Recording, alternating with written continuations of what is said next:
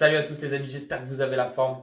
Dans cette vidéo, aujourd'hui, on va voir comment bien se remettre après les excès, les repas de fête, l'alcool, parce que je sais très bien que vous vous êtes retourné le front et cassé le ventre pendant cette période de fête. Donc on va voir comment remettre tout ça en ordre et partir sur une année 2023 à fond pour aller chercher vos objectifs physiques. Juste avant ça, pensez à vous abonner pour faire grandir la chaîne. Je vous dis à très vite de l'autre côté pour avoir mes 6 astuces du coup pour vous remettre correctement des repas de fête. Et on verra ensuite un entraînement exceptionnel qui va vous permettre d'éliminer tout ce que vous avez pris pendant les jours de fête et de repartir sur une année 2023 à fond. J'espère que vous êtes prêts. Je vous dis à tout de suite. Ok, donc la première étape pour se remettre de tous vos repas de fête, de tous les excès que vous avez fait, ça va être d'éliminer le maximum de toxines. Donc la base, ça sera déjà de 1, de bien se réhydrater. Souvent, on ne pense pas à boire suffisamment d'eau. D'une, parce qu'on mange trop salé. De 2, parce qu'il y a de l'alcool et l'alcool, ça déshydrate. On mange pas beaucoup de légumes. Les légumes, pourtant, c'est ce qui apporte de l'eau aussi en plus. J'ai regardé une étude qui disait que plus de 75% des Français sont déshydratés quotidiennement. Donc, augmentez votre quantité d'eau que vous buvez par jour. Essayez au moins d'attendre 1,5 litre, 2 litres par jour selon si vous faites des activités physiques. Vous pouvez aller plus loin, bien sûr. Visez ça comme un minimum dans votre journée. Vous en avez besoin et pour bien régénérer vos cellules, il y en a besoin également. Buvez du thé aussi pour éliminer les toxines et ce qui sera le plus efficace pour éliminer ces toxines, c'est de transpirer. Et ça, c'est ce qu'on fait à la fin de cette vidéo dans le training HIIT que je vous ai préparé qui est parfait pour bien transpirer. Le deuxième point qu'on va voir ensemble, ça va être d'alléger votre digestion. Là, vous avez mangé des pleins pots, alcool, gras, sucre, beurre, huile, tout c'était bien gras, c'était bien bon par contre. Le gras, c'est la vie. Ça, il va falloir l'enlever, repartir sur une alimentation bien saine pour alléger votre digestion et alléger aussi vos repas, que vous puissiez repartir à fond, réavoir de l'énergie. Parce que la digestion, ça consomme énormément d'énergie et vous avez pu faire l'expérience du coup pendant ces repas de fête, puisque je pense qu'après les repas, vous n'avez pas envie de courir un marathon, vous avez plutôt envie de faire une sieste. C'est exactement ce qui se passe quand on fait des repas très riches et qu'on a besoin de mettre beaucoup d'énergie dans la digestion. On évite tout ce qui est sucre, on évite de manger trop gras, surtout les acides gras saturés, d'accord, qu'on a eu en excès pendant les fêtes.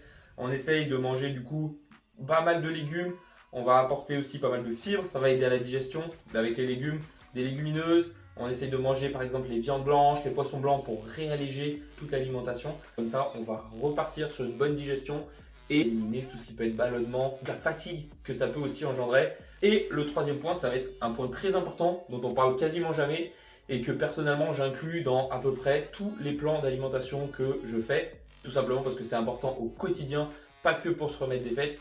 C'est de rééquilibrer du coup le pH sanguin et surtout l'équilibre acido-basique du corps. Ok, tout simplement parce que ce qu'on mange pendant les fêtes et même ce qu'on mange au quotidien en réalité, c'est très acidifiant pour le corps et ça joue aussi sur le pH sanguin. Donc après, le corps il est obligé de lutter pour remettre un pH très légèrement basifiant. Pour modifier ça, il faut manger un maximum de légumes parce que tous les autres aliments, donc tout ce qui va être les protéines animales, les protéines végétales, tout ça, ça va être acidifiant, donc même les pâtes, le riz. Alors que les seuls points qui sont basifiants du coup pour le corps, pour permettre de remettre de l'équilibre, ça va être tout ce qui est fruits et légumes principalement. Tout simplement parce que si vous avez un pH qui est plutôt acide au niveau du sang, ça agresse tout ce qui est articulation, tout ce qui est tendon. Vous pouvez vous blesser à cause d'une mauvaise alimentation. Quatrième point, les amis, ça va être de calmer les inflammations qui ont été causées des excès de graisse, des excès d'alcool, des excès de sucre. Toujours les mêmes en fait, toujours les mêmes. Du coup là, vous pouvez utiliser du curcuma, qui est une épice qui est fortement anti-inflammatoire. Et ce que vous allez pouvoir aussi utiliser, qui lutte parfaitement contre les inflammations, c'est les oméga 3. Je dis pas forcément d'en prendre en complément. Les oméga 3, c'est pas des acides gras qui résistent très bien ni à la chaleur ni à la lumière. Vous savez jamais comment ils étaient stockés, combien de temps ça fait qu'ils sont stockés. Les oméga 3, ça résiste pas très longtemps. C'est assez fragile. Donc les compléments, ils sont souvent de mauvaise qualité. D'accord? Donc augmentez vos apports en oméga 3 et les meilleurs oméga 3, ça va être ceux qui proviennent des poissons. Un super aliment d'ailleurs par rapport à ça, le foie de morue que vous pouvez trouver. Le nom il fait pas très envie, en réalité moi je trouve ça super bon, mais le foie de morue c'est un super aliment. D'une, c'est plein d'oméga 3, deux, c'est plein de vitamines et de minéraux. D'ailleurs avant, si vous voulez la petite anecdote, ça provient de ma grand-mère. Du coup, la petite anecdote, c'est que avant, aux enfants, pour augmenter leur système immunitaire dans les écoles, on leur donnait une cuillère d'huile de foie de morue. Une petite cuillère, ça passe assez facilement et ça leur permettait de les renforcer. Et du coup, ils étaient beaucoup moins fragiles que les gens de maintenant. Et tous ceux qui tombent malades, petit clin d'œil, pensez aux oméga 3. Le cinquième point, le but du cinquième, ça va être de régénérer votre foie qui a souffert parce que vous avez bu comme des trous. Pour régénérer le foie, il va falloir prendre un maximum d'aliments drainants. Vous avez le radis noir qui est super intéressant. Et après, vous avez tout ce qui est artichaut, les asperges, les choses comme ça, le céleri, qui sont drainants, qui vous permettent d'éliminer un maximum de toxines, notamment à travers les urines.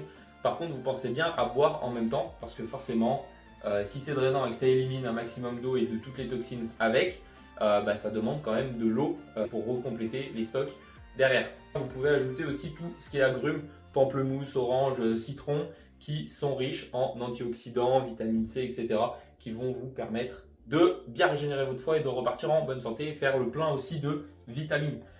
Si vous voulez prendre des vitamines, d'ailleurs, c'est le moment. Sixième point, on en arrive à la fin. Avant de passer au training, commencez de vous échauffer, vous allez en avoir besoin.